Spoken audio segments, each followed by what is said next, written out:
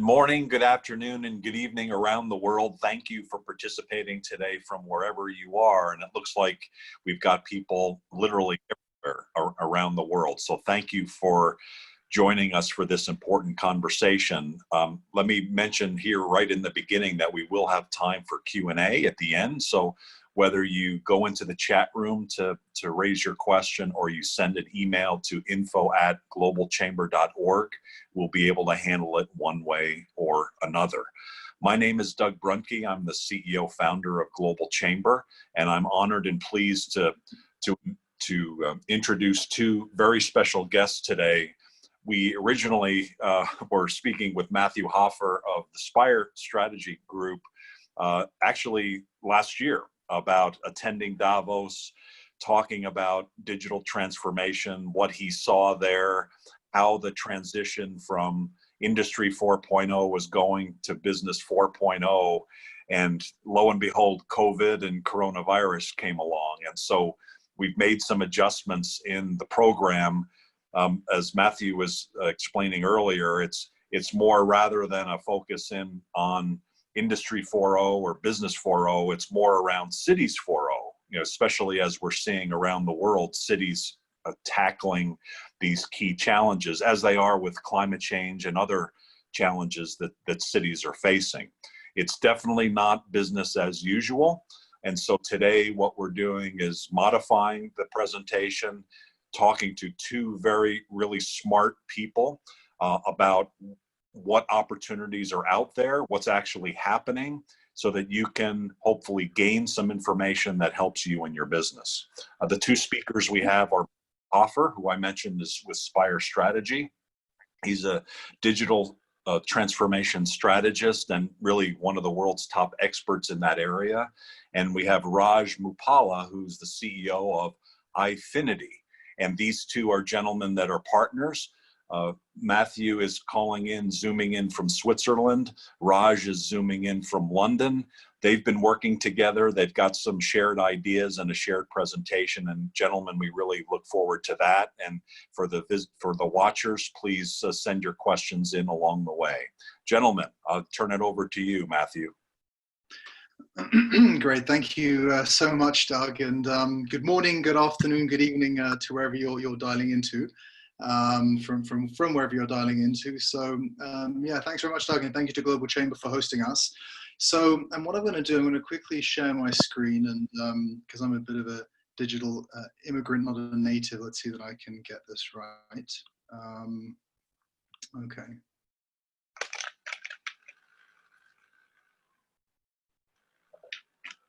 So just want to make sure that you can see the screen. Sounds good. Looks good. Great. So just to quickly introduce, so my name is Matthew Hoffer. I'm the founder and managing partner of Spire Strategy. We are a digital transformation advisory company, and our approach is a very much strategy first approach to digital transformation.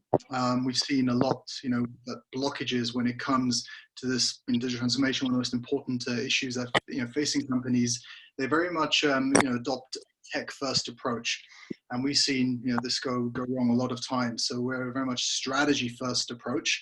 I'll talk a bit more about that later, but what we've also seen from clients is that they increasingly want an end-to-end solution. And so we're really happy to have established this strategic partnership with AInfinity and Raj, who's a good friend of mine, CEO and founder of AInfinity.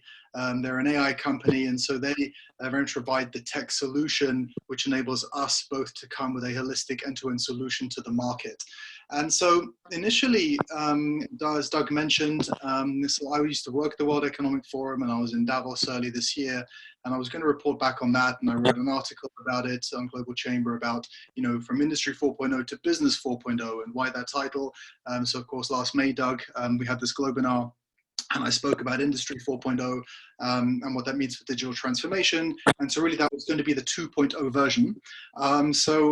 Then, of course, something happened to the world where I think I've read now almost half of the world's population is on lockdown. So we're really glad that we can do this digitally. And so very last minute then, obviously, we thought, well, how can we make this more relevant to the audience and something that I think would be more, impactful given the situation. And so what AInfinity do, and I'll let Raj introduce the second half, that component, but they do a lot of smart cities work. And as I mentioned, we do strategy work at the beginning, and really cities are I think, at the forefront of let's say this fight back. So I just wanted to touch a bit on that, and sort of maybe start by giving an overview of where kind of we are in this world. And so hence the title, Reimagining Our Lives in a Post-COVID World. And hang on a second. Right. So I just want to quickly recap, because just from the last Globinar, for those who dialed in, so, we defined Industry 4.0.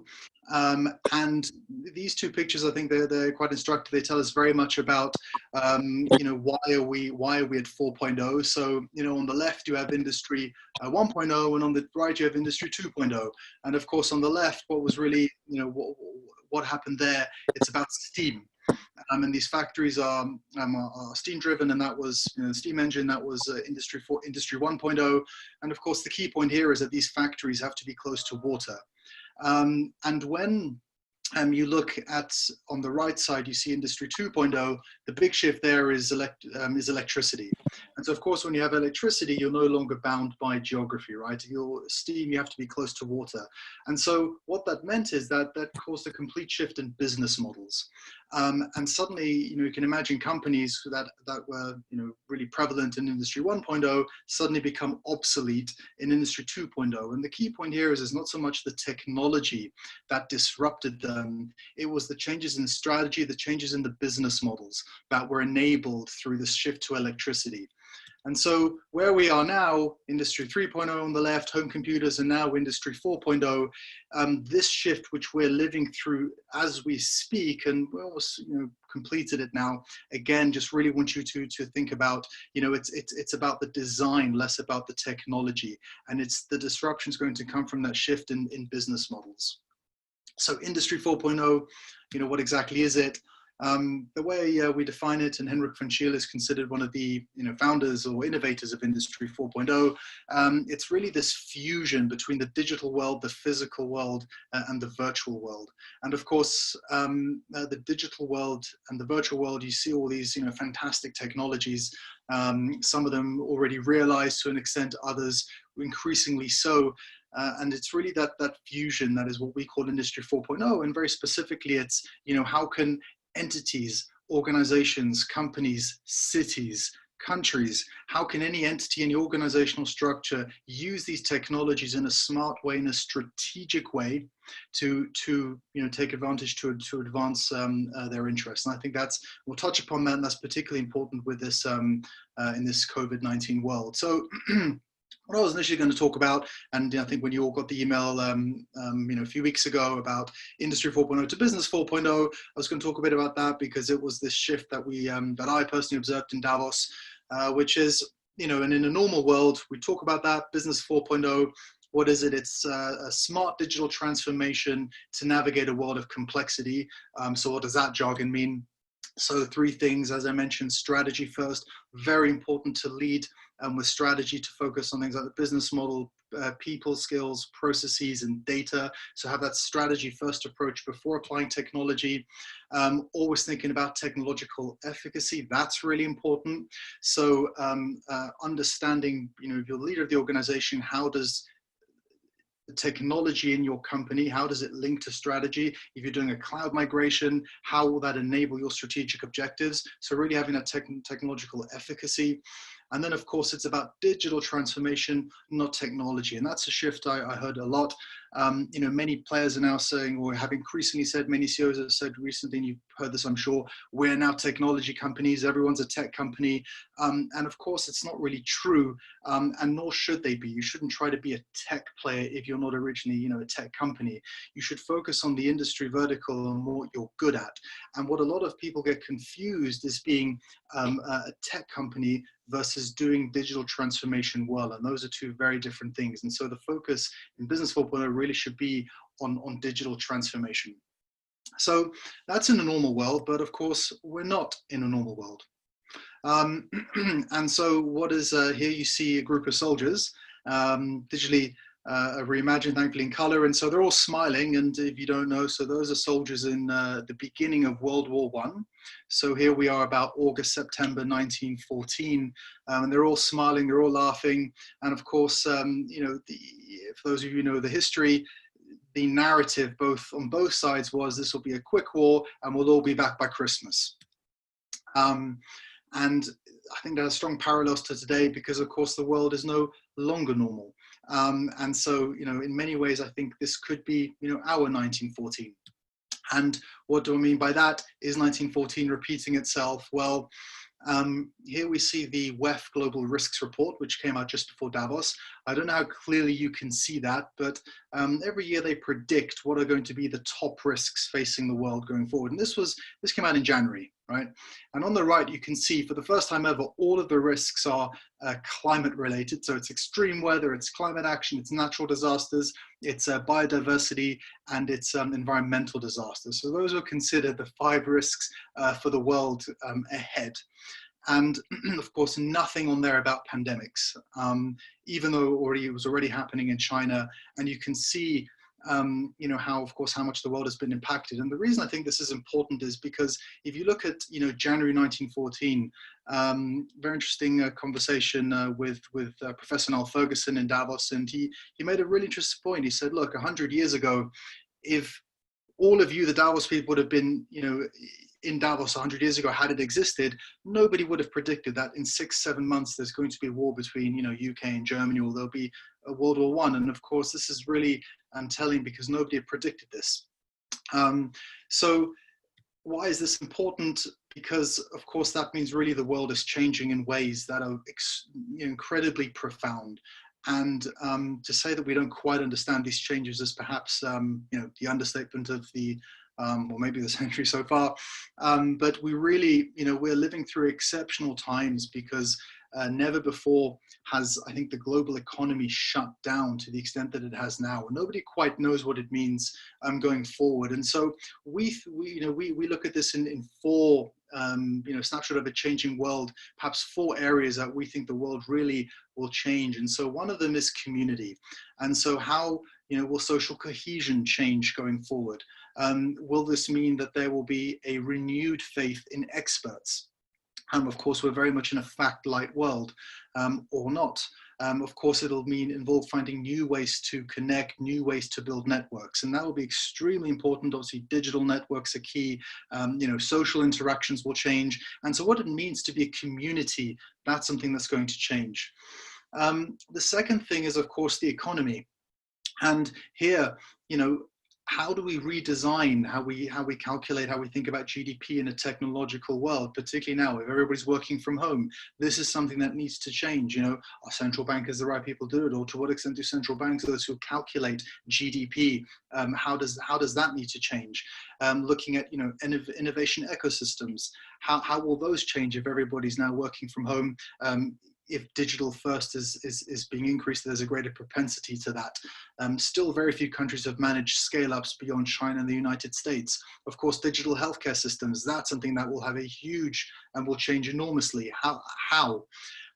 Consumption habits, how will we have to change or think about consumption models? You know, we are used to going into shops, whether it's a supermarket, whether it's any type of shop, an ironmonger's, and the shelves are always full. That's what we're used to. Will that change? How will our consumption have to change? Obviously reducing in the inequality gap. A third thing is governance. You know, to what extent will the citizen-government relationship change? How do we begin regaining trust in institutions? How do we avoid things like a return to great power competition? And the fourth bucket that I'd just like to frame the snapshot of a changing world is obviously around technology. I think embedded finance is going to be something that will be you know, really, really key innovation going forward, and it's really that fusion of finance and technology. Now we're all working from home, we're using data in different ways. What will this mean for, you know, I don't want to use the term artificial general intelligence, maybe just an advanced AI, but that's always been a data problem. And now we have we're going to generate a lot of additional societal data. How will that impact, you know, let's say, development of an advanced artificial intelligence. Of course, you'll have AR, VR as well. So this is a kind of a framework that I would broadly, that I would put forward around how to begin thinking around how the world is changing. And when we think about this and we look at these four pillars of a changing world, right, and the world is going to change profoundly, so where are the solutions going to come from? And people are increasingly talking about the nation state, and and there are other, will it come from the corporate sector, or is this sort of nation state, or does it mean more transnationalism, more supranational institutions? But actually, given where most of us live today and who's really affected by this, I think that one thing that we definitely would put forward is that most of the solutions going forward in the future will come from things looking like this, and that's it's a futuristic city. But we absolutely think that cities inescapably will be part of the solution. And in fact, one thing that you may see is a reordering of global power structures, global governance structures towards cities. And so in many ways, these solutions that we're sort of searching for, maybe we're searching in the wrong places, maybe they're already there. And if that's the case, and if the solutions already are in cities, because that's where most of us live, and if we quickly go back and if we look at these, the snapshot of a changing world, cities and the people who live in cities, they are the ones who will be mostly driving this change. And so the question then is, of course, well, how do we do that? How can everybody participate in that? How do we change cities so that they can be the drivers of change? And well, the first question then is, well, what's the main problem here? And this, if you were to say, well, what's the problem here? Okay, it's traffic, it's not looking great. But actually, if you think about it, and this isn't just a problem with cities, but if you look around, just open the window, right? We are very much defined everywhere we are by 20th century infrastructure. Cities are still, of course they are, defined, they run on 20th century infrastructure. And you saw about 100 years ago, it took World War and then close to the Second World War, it wasn't maybe until the 1930s, 1940s that structure started beginning, you saw an upgrade of infrastructure to 20th century infrastructure from the 19th century. And that is something I think we're living through right now, where cities realize, we actively have to upgrade our infrastructure to the 21st century. And then of course, the next question is, well, that being so, what is it that we can do? In other words, how do we use technology to upgrade that infrastructure? Cities need to become a lot smarter to solve those aforementioned problems that I mentioned. And of course, one of the reasons why Raj and I, why we collaborate is because we realize that to be smarter is not just a technology problem. If you look at, for example, IoT, it is first and foremost a design problem. It's not necessarily a technological issue. How do we rethink first and foremost how we will do things differently? Strategy first, and then understanding how to apply technologies. And one thing that Raj and I that we have done, it's the focus really here has been to start small, because with the efficacy of the solution that we have, it's important obviously to have to be able to have this workable in enough cities. And so we say this is a solution that is designed for apologies if I mispronounced it, Chico, not Chicago. Chico is a city in California, a mid-sized city, and these should be the test beds of new smart city solutions. And of course, having smart city solutions, absolutely critical for better healthcare outcomes and to restructure the economy. So that's what I wanted to do, really, to tee it up. What I wanted to do here is to frame where we are, to frame where the issues are, to understand that it's the importance of leading with strategy, but then obviously if we think about an end-to-end solution, the technology aspect is completely critical. And so I wanted to hand over to Raj to then introduce some of the smart city solutions that we're currently working on, and so he can introduce what we're currently doing to try to solve some of these issues that I've introduced in the framework. So Raj, I'll hand over to you. I'll just exit the screen. Sure. Um, Sure. Hi, thanks, Matthew. This great presentation, fantastic, very relevant, and also absolutely necessary at this time for sure. Thank you for that, and thank you, Doug, for hosting such a great event at this time. Really appreciate that. I'll start presenting now. Hopefully, you'll see my screen in a second. Okay. Perfect. Can you hear me and see my screen here? We can, Raj. Perfect. Hi, it's Raj Muppala here, CEO of AInfinity here, and thank you for this opportunity today, and thank you everyone to take time today, obviously at this current time, to look at this important topic, what's happening in the current situation, right? So, as Matthew mentioned, we are an AI company helping businesses to actually develop explainable AI solutions, be it from the smart city initiatives and also many things in the financial services, in complex use cases like risk detection and fraud, predictive models and customer sentiments, and making it more explainable AI solutions to handle the big data problems in the current world. So here I'll talk about a little bit about what actually we have in the context of smart city. And the word, when I say smart city, is not about building a new city from the ground up. It's about bringing the efficiencies to the inhabitants, as well as to consume the resources efficiently and for a greener environment. Obviously, things like urban services and transportation, and making it more efficient for everyone involved in the city. Right. This is what it's kind of core underlining fundamentals for the smart city. And as Matthew pointed out right there in the current world, that there are so many pain points here in terms of the cities. Like, the infrastructure is not meant for the current the growing population needs, because it's not sustainable, and the crime detection, things like the traffic management and the transportation management and energy management, it's not been efficiently handling currently, because obviously the infrastructure is not ready. And also, as you can see on the right hand side, there are so many different verticals that have been affected here in terms of transportation, all the way to the financial services and urban city services like planning, and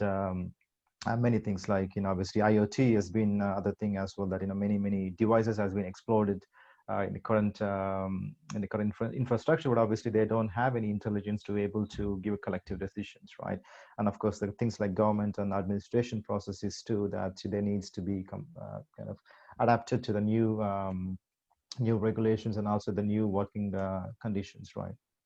So this is about some of the pain points and also the ecosystem factors. And so, as we all know, the fourth industrial revolution, we're talking, everything is about the data here, right? So as data is exploding in a very exponential speed, and it's been a challenge for most businesses to actually see what actually is in the data and how I can able to make use of the data, right? So because that is actually driving most businesses to be profitable, as well as to understand the risk patterns, prediction behaviors, and the customer sentiments, or perhaps understanding the brand loyalty and things like that, right? As you can see on the big graph here, technologies like IoT and 5G, and obviously a lot of data being generated from many systems, and also the cloud computing and virtualization. I think it's just it's too much data to handle, and this is where AI is actually AI is proven actually to handle many of these big data problems, in actually giving this realistic information about getting into millions of data feeds and actually giving that information. Otherwise, it's, as humans, we are all intelligent, we have a lot of different capabilities, but actually when it comes to analyzing lots of data sets, it's where I think some of the limitations from our side about computation things, I think, will be kind of surpassed by machines like AI. I'm talking about to help human intelligence, really about to make us more empowering as well, to actually understand the data better. And as you can see here, AI role in terms of smart city and the new technologies with IoT here, as you can understand. And decision making is actually the powerful thing, right? Because there are a lot of IoT devices being generated, and however, as you understand, those devices needs intelligence. When I mean that, as an example, it's a manufacturing plant.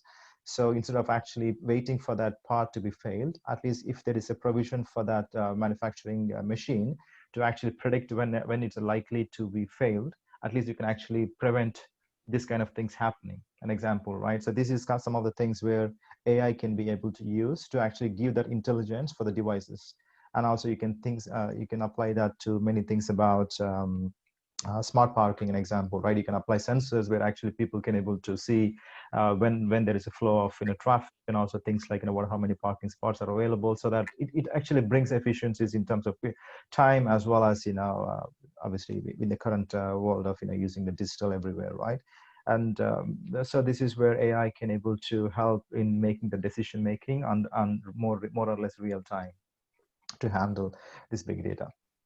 And of course, the 5G is a kind of major enabler for smart cities, because obviously there'll be more and more data generated, and also the speed of consumption is also will be much more exponential. Which with that, obviously, they need some intelligent devices like AI, so that at least they can actually cope up with that information analysis of the data. So some of the use cases we talked about, smart city, I think most of you guys might be aware of, what exactly this AI technology, right? So if you look at fundamentally, some of the fundamental technologies where you can apply in the smart cities, like identity and fraud detection, which means actually applying that face detection technology, or maybe perhaps identifying any fraudulent activities on the real time. Obviously, the technology do exist right now, but it's actually not more or less on the real time, which means that the enforcing authorities, they don't have the technology right now available to able to track all these activities, right? So with technologies like AI, computer vision, and face recognition, you can apply that into any scenarios, and you can able to monitor all the way from face detection to apply that into medical science, as well as into the law enforcement. And of course, the transportation and planning, which is actually the major concern for many cities, like congestion problems and sparking, and many areas about. And also with that, technologies where you can able to monitor the traffic movements and also things like that. And health and greener resources. This is again a topic about energy consumption, and also are we using the electricity and things like that as normal, looking at the peak volumes, and actually looking at how we can able to do some of the things with the technology, so that at least we can have a sustainable growth, and as well sustainable resources available, right? So some of the, obviously, to bring the efficiencies as well as to keep us to be more sustainable. Some of the things we're talking about here in this slide is when you talk about a smart city as an instance, I think there could be many verticals being applied here, like from all the way from manufacturing to the supply chain to the consumers and the retail, as well as if you look at other side on the administration, where you can look at from the government's administration, as well as the health sector, and also things like law enforcement. I think in everything there's a value. You can apply that into many different areas. I think when they collectively bring this together to bring some efficiencies, I think this is where I think everyone can able to see the benefits of it, and perhaps to actually bring incremental value, right, to actually consume the resources and effectively. So some of the things I just mentioned about is yeah. And if I may just jump in quickly just on that slide, if we were to think to what extent for everybody, right, COVID-19, when we're all at home, when we're in cities, how can our lives be improved? Cities were smart like this, and this type of infrastructure, and this slide already in place. A lot of this social distancing wouldn't be required, or physical distancing is maybe a better way of putting it. And actually the crisis could be over a lot sooner. So I think this is incredibly important, and really speaks to the potential of this type of ecosystem to respond to the crisis we're in. Definitely, I think that's a really valid point as well to monitor, because most governments are now actually talking about this lockdown, right, where you need to maintain this distance, or whatever we call it as, right? So obviously, when you look at supermarkets or maybe some of the retail stores, I think this technology can be really applied. So actually, you can see the movements of people, as well as actually to see as a surveillance activity, and also you can actually apply that into the high alert areas about where the population is densely, like especially the elderly people, and also where they are very risk prone to kind of this kind of symptoms, right? So you can apply that in kind of more real-time alert mechanisms. So at least it can actually help the front line, like hospitals, as well as the health workers, and even the other supply chain, about the retailers, manufacturers as well, to understand the demand and things like that. Yeah, of course. this is just came very quickly because even there isn't enough time to prepare the infrastructure and also to make it more usable, right? This is kind of this is where I think everyone now is in the verge of actually how fast we can able to at least have a foundation so that we can able to control this better. Right? Exactly, because such a large number of coronavirus infections have come from people being in close proximity in supermarkets, and it's crazy that we don't really have functioning systems where we have accurate real-time data as to who is in supermarkets. So we go there and then it's full, and so having that type of information, increasingly talking about managing traffic, but it shouldn't just be traffic of cars, right? It should also be traffic of people, and particularly in situations like this. Exactly right. I think yes, I think this is some of the things what we are actually trying to help the local authorities as well to see what best we can able to do with the technology what we have. But of course, in the current times, everything is kind of very closed down, right? So it's kind of very difficult to actually to get to that level, right? That there is definitely possibilities, but at least this is some of the things where in the vicinity. Of course, I just mentioned about Matthew just highlighted about the traffic management as well. It's just not about people as well as actually to look at what's actually happening in the city in general, and better governance, which is actually very important at this time for most governments and also local authorities to understand about what is a better, how the citizens are actually looking at this as this experience. Right? Are they really happy about it, about the restricted movements, and also is there anything can be done better if they can able to being self-aware or things like that, and collaborative decision making. Also, once you have the information, then actually you can able to make some better decisions about what they can do for the community as well as for that local regions, right? And security and surveillance. Another thing about you can able to look at. Especially that could be very important in the hospital environments. Actually, what's happening in terms of the acute emergencies, and also are they able to manage that the demand as well as with the people.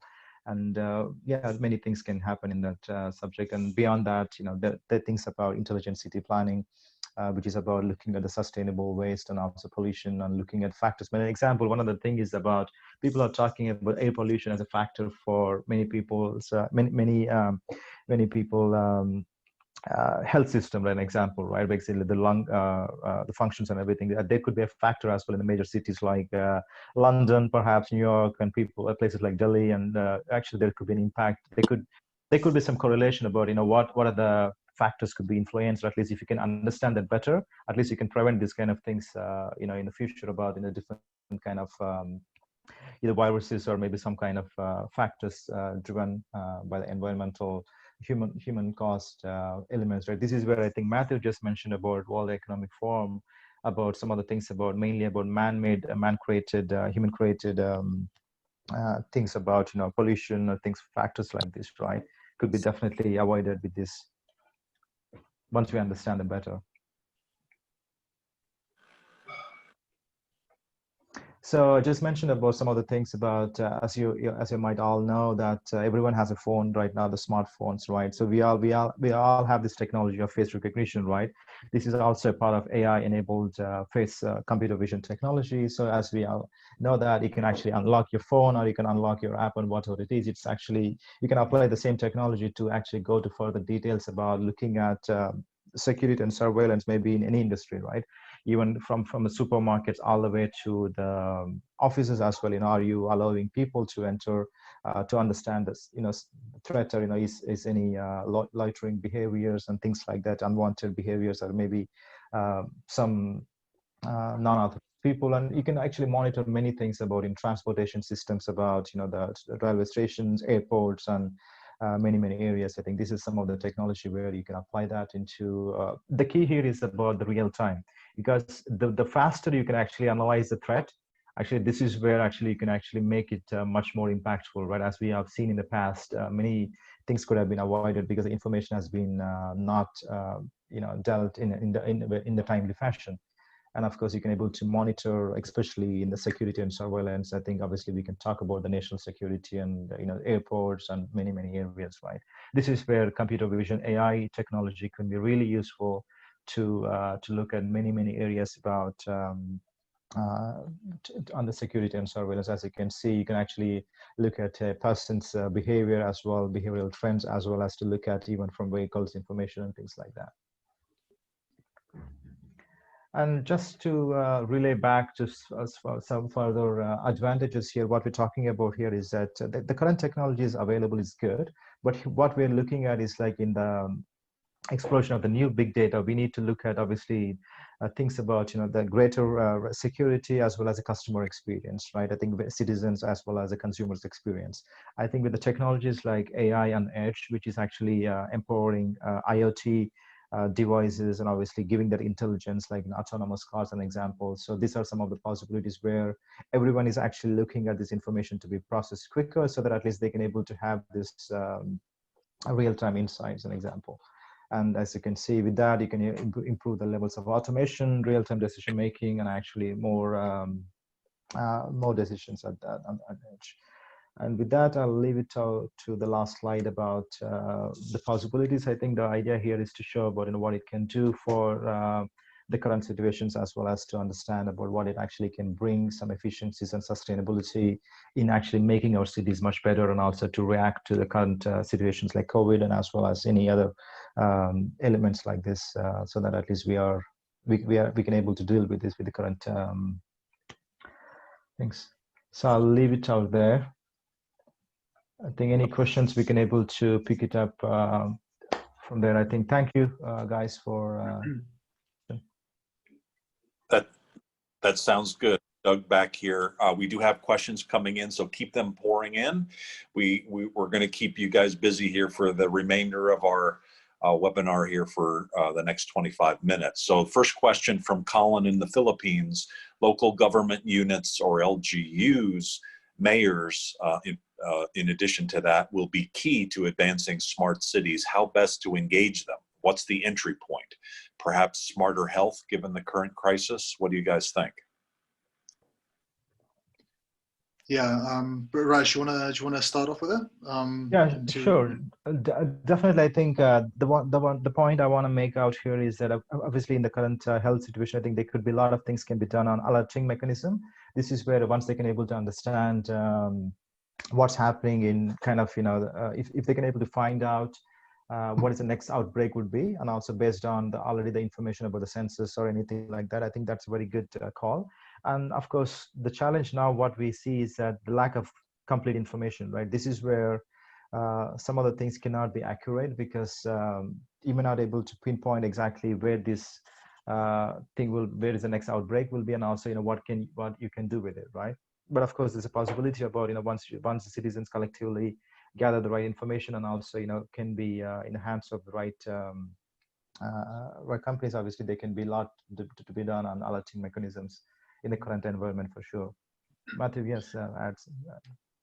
Yeah, I'll no, I think it's a great point, and I guess I would answer it with, the best way you can engage them is really just the question: look, what do you want for your citizens?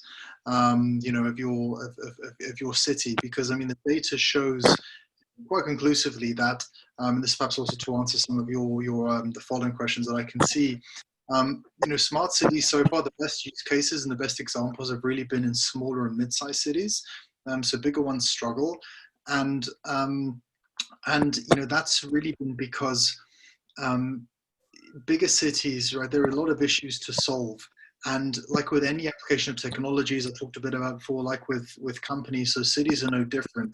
It's always important to think strategically first, and so rather than think about what can the tech do, you think about, well, what is it that you want for your people? So is it more greener spaces? Is it more security? Is it better services? Is it bike shares, that type of thing? And so there are so many different arrays of services, and Raj showed that in one of the slides, and obviously different mayors will have their different priorities, and so based on those priorities, it's important then to build essentially called in Silicon Valley these customer journey maps, right? Where you basically work your way back from what is it the mayor wants, and you figure out how best that can be done with the technology available. Because one tech somewhere can have a number of different outcomes for different cities, given every city has a unique culture, slightly different populations, different tastes, different appetites, and so on. So obviously different geographical locations as well. So so that's what I'll say on that. And I think so. Just to take one of the other questions that you're asking as well. I just made some notes here. It's whilst it's important to attack this in a very holistic way, in a very strategic way. And yes, it is true that most of the successes in smart cities have been in the developed world, but absolutely that doesn't prohibit developing or emerging market cities from sort of jumping on the boat as well. And in fact, far from it. And there is nothing that says that we won't see in the next 10 years in this decade ahead a huge leapfrog, right? And so we've seen that in many different industries. So you saw this in telco in Africa. You've seen it in finance in China, right? The sort of leapfrogging where, telco they leapfrog landlines in Africa straight to mobile. And in China, they leapfrog credit cards and straight to mobile. And so given that in many cities where perhaps infrastructure isn't already that well developed, or that well entrenched, actually that's a huge opportunity for exactly that reason, to bypass and leapfrog and build really smart cities based on technology, rather than having to, like a lot of developed cities, having to begin reimagining and restructuring their existing infrastructure. Got it. That makes sense. In the question from Bangladesh, in light of, and Maimun Mustafa, in light of COVID-19, what leadership strategies do governments and businesses need to reassess, prioritize if they have to leverage the so 4I. Yeah, the fourth industrial revolution. Yeah. The fourth industrial revolution. So we've been talking about the fourth industrial revolution for quite a while now. We're kind of now forced into the situation where people actually need to take it from strategy and thought level to actual practice. And so this also relates to some of the other questions. What are some of the practical use cases too that we should be talking about? The traffic management is fine, right? That's pretty uncontroversial. But now things actually have to be done now instead of like talking about it.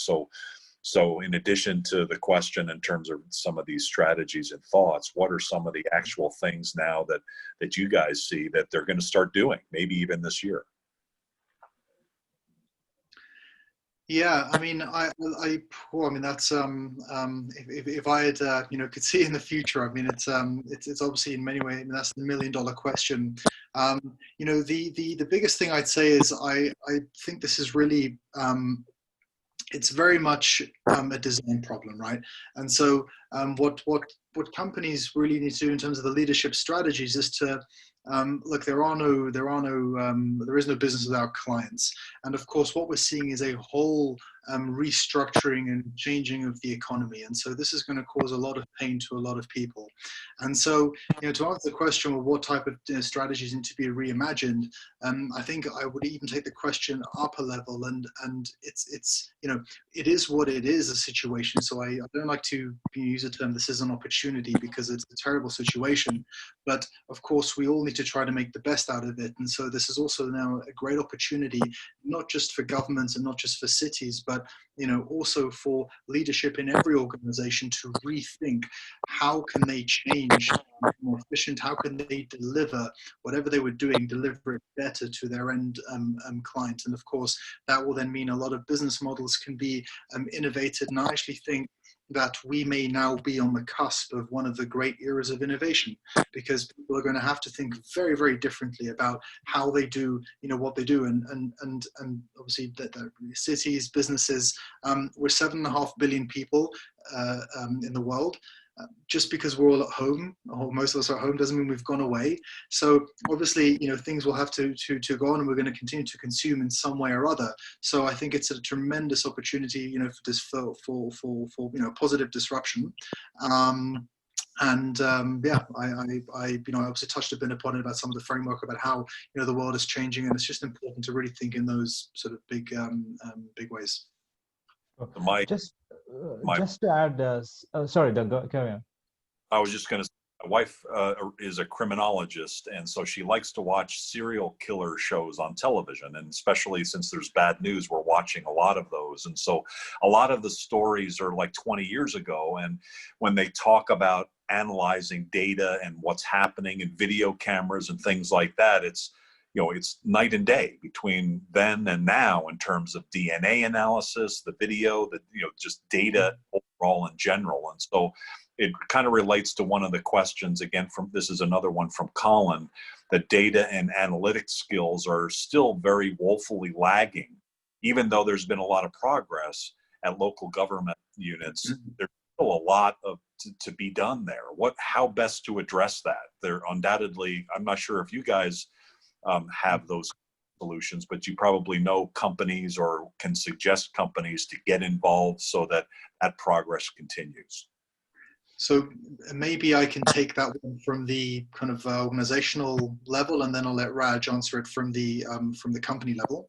So at the organizational level, this is exactly the type of area where cities and mayors absolutely should take the lead, because what you see is at the national level, governments between countries, they struggle to have one, data commons. They struggle to have, agreed policies in Europe and the European Union. It's sort of there, even between the EU and US, it isn't. Obviously, between other parts of the world, it isn't. So this is exactly where mayors, given that cities produce by far the biggest amounts of data, this is where mayors really can take the lead and bypass. If countries can't get it done at the national or federal level, no excuse why mayors can't create frameworks, create agreements between each other about how they will manage data and privacy, because of course that is a really big concern. Cybersecurity, one of the biggest issues here. So no doubt about it. And Raj, I'll let you answer it from the company level. No, that was really a valid question, I think, to talk about now. I think with all this big data exploding, I think the biggest problem for most companies is actually to rethink about what they can do about handling this big data, right? Especially when you look at European GDPR and this kind of principles in place that obviously understanding and securing the data is important. And also they need to think about actually going back to the first principles about actually rechanging some of the business models. Actually, how you're storing the data is really valid, and also it's viable in the current exponential growth of data. And also things like, as you mentioned, that analytics. And analytics is actually a part of the puzzle, where it's descriptive analytics, which is actually what happened in the past. But that doesn't really give you an indication of actually what you can do about it, right? This is where technologies like AI can able to be more predictive. Like an example, things like COVID's an example, you can actually predict a lot of things. And also you can actually be more planned and also actually kind of more reactive than understanding about actually what happened, and also at least you can prevent a lot of kind of some of the current situations that had the government or maybe authorities had planned about it a little bit furtherhand. And definitely I think fundamentally in the technology wise there could be a lot to be done, especially the big companies obviously with massive amount of data, and they can able to think about rechanging their business models and also the strategy, and really looking at what they can do and to be more proactive than just reactive, right? An example that is a fundamental problem across companies as well as the government authorities too about handling this. If I can just very quickly add on to that, 75% of the data that companies have, they make no strategic use of whatsoever. It just sits there. And most companies don't have a functioning data strategy, and that's why a data strategy is so important. Companies, big corporations, they collect data, they don't make any use of it whatsoever, and that is even worse in cities. Cities produce so much data. You ask an average mayor, or go to your local mayor and ask him, how are you using data? What is your city's data strategy? Right? Do you have a chief data officer? How are you using the data in your city? How are you collecting it? They probably won't know. And so, the use of data, function data strategy, that's perhaps even the single most important thing. Okay. Raj started to answer this question. This is from Stephanie Qualls in the Caribbean.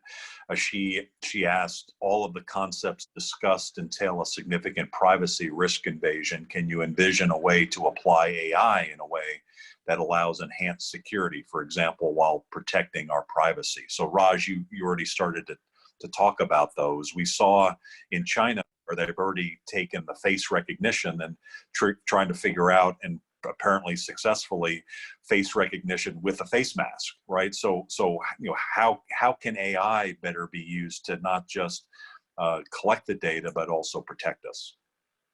Yeah, I think, a lot of people do talk about obviously AI being a black box and also actually being non-explainable, right? This is one of the area where actually we are, the things, what the applications and the solutions, what are we doing is actually more completely explainable. When I say explainable, and obviously an example, just keeping in financial services, right? So if you want to approve a loan or some to someone else, an example, a credit decisioning process or whatever that kind of modeling is, whether you use AI technology or some other technology, you should be completely transparent and also explainable in a way that why the system has actually decided to approve the loan based on the factors like that could be his credit history, defaults, or maybe things like, his income and everything like that. This is where I think, the explainability in AI, which isn't common across many AI platforms, that actually will is actually reducing the usage of AI, like she mentioned about not just about the privacy, about also usage of AI. Kind of how do you better use AI to make it more explainable? And obviously this technology is rapidly explainable, rapidly exploding, and it's very difficult to make decisions and also make it more relevant for many things, like like data privacy. Of course, data privacy, it's about, you can do things like anomaly patterns. An example, if there is a data threat or maybe something like the privacy issue, obviously the systems can, AI can able to, at least can able to handle that anomaly behaviors or maybe outliers in the data privacy issues, like before it actually hits, right? An example, like we talked about the data breaches, obviously, things like cybersecurity issues. I think the technology can be applied into those kind of scenarios, but however, data privacy, it's not just completely solved with one technology, right? This is kind of my take on, obviously, it's collective responsibility about how you actually look at your data, as your organization as a strategic way of saving the data, storing data, analyzing data, and also using the right technology. That could be just AI, or that could be anything else. And yeah. Okay. On kind of in a related area, there's a question from Werner, who's in Abu Dhabi. They use thermal imaging cameras to detect elevated body temperatures. Um, it's a good idea, but in the States and in many other countries, it likely would be illegal. How would issues like this be handled to allow technology to be a benefit in a political environment? And this somewhat relates to some of the ethical questions that we also have a number of questions on.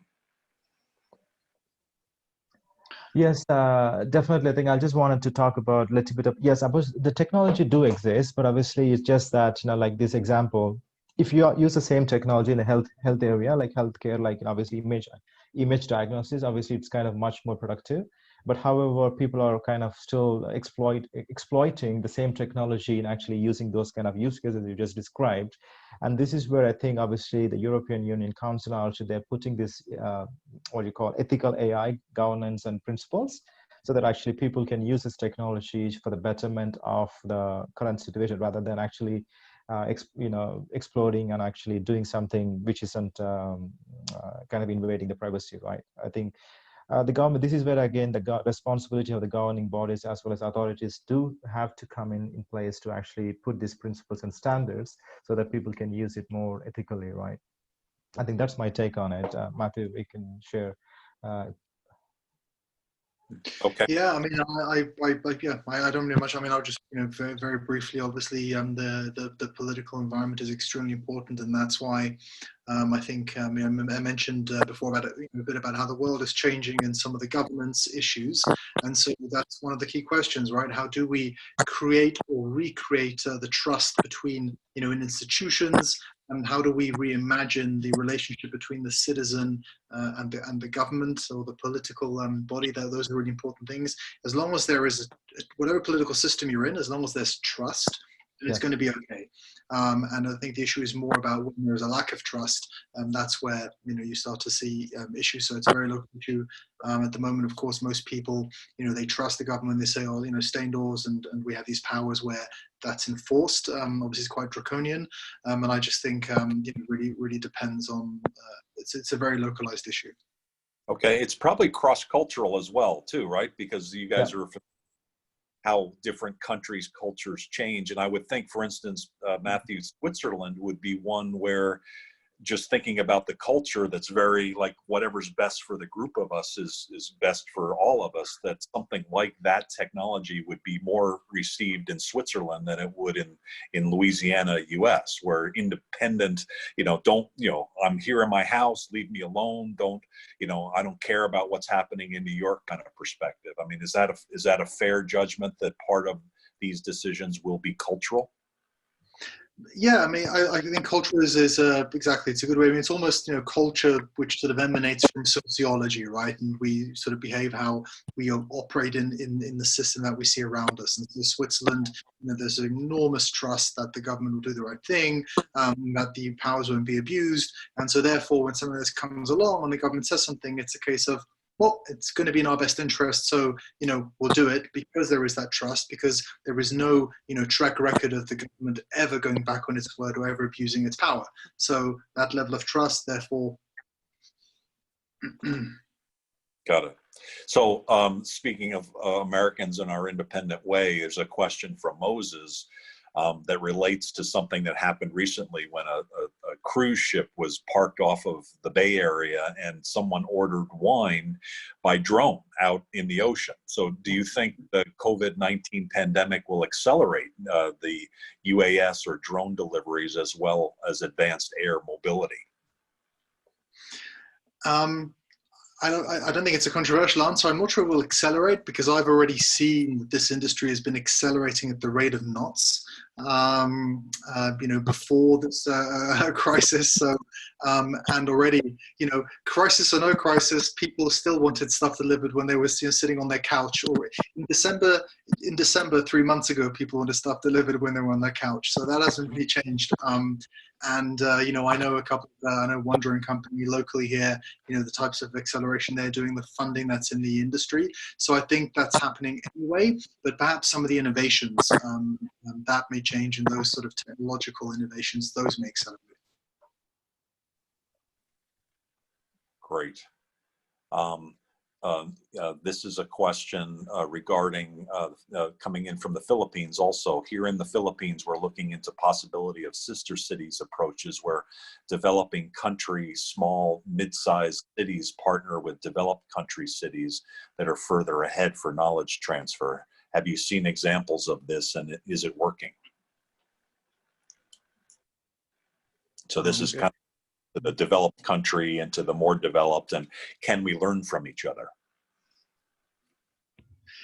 Yeah, I don't know of any specific use cases. I mean, obviously, there's a lot of sister cities that sister with each other, but I think that the imperative to learn is really, really important. And I think a lot of cities, when they develop those types of collaborations, you'll see a lot of learning opportunities, and that's exactly where the right cities can play a much more prominent role. And not just the really big cities, but you could, this would be a great example, a great opportunity for, let's say, a roster of, small, mid-sized cities to play an outsized role, right? Why should a London or a Paris or a New York be dominant? Maybe the solutions can come from a lot of small cities together on one platform, all having those learnings between each other, and then transferring those learnings. One city can focus more on maybe digital healthcare solutions. Another city can focus more, on developing more green spaces, right? And then when each of them have developed them, that knowledge can be, lifted and shifted into other cities. I think it's a tremendous opportunity. We only have about a minute and a half or so. Could I ask each of you to take 30 seconds to wrap up, and maybe anything else that you want to reemphasize or that hasn't been said? Raj, you want to go first? Yeah, sure. I think definitely with the current situation, and also there is definitely an opportunity to look at ourselves as actually to bringing efficiencies, actually collaborative way. I think this is actually will be better, sustainable, and also for the benefit of themselves as well as for everyone, right? I think especially the technologies, when used the right way, like AI or any technologies, actually that will be enhancing the human intelligence rather than the other way around about privacy invasion, things like that. So this is where we are to help companies to actually help on the explainability of AI so that they can help humans at the end. Fantastic. Matthew, you want to take us home? I think this crisis shows that there has never been a better time for cities to take the leadership and to be part of the solution. In fact, to be the solution. Right. Yeah, no, I feel now very prescient, probably luckily, that Global Chamber has been built around cities, because I've always felt like the actionability of what's actually happening between the government of a city and the people is action oriented, and is, delivering the trash kind of is the next level of getting action to occur that hopefully better for the future. And so I think the issues that you guys have raised today, whether improving those things, using technology to go beyond where we are today, and then learning from this current crisis, so that not only do we avoid this crisis in the future or mitigate it, but solve other problems as well, including climate change. So I really want to thank both of you. Really great conversation. We have way too many questions still coming in, so we'll address that in a blog post this event, and which we will post up online and let everybody know about. The Global Chamber right now is focused in on, we've already shifted everything to virtual. We've already been mostly virtual. We're spending all day, every day, making warm introductions for our members so they connect up with people, and also presenting really interesting people talking about very important topics like what we've done today. We have at least 10 of these virtual events a week for our members to connect in, and they're all free. So please continue to be involved, continue to be engaged, stay safe wherever you are, keep a safe distance. And we're going to get through this, but the key of getting through for you and your business is being innovative, being thoughtful, being patient, doing all the things carefully, so that when we come out of this, and we will come out of it, hopefully sooner than later, that we'll all be better for it. Gentlemen, again, thank you very much, and have a great rest of your day. Thank you for everybody around the world for participating today. Have a great day. Thank you, everyone. Take care. Stay safe. Thank you. Thanks, everyone.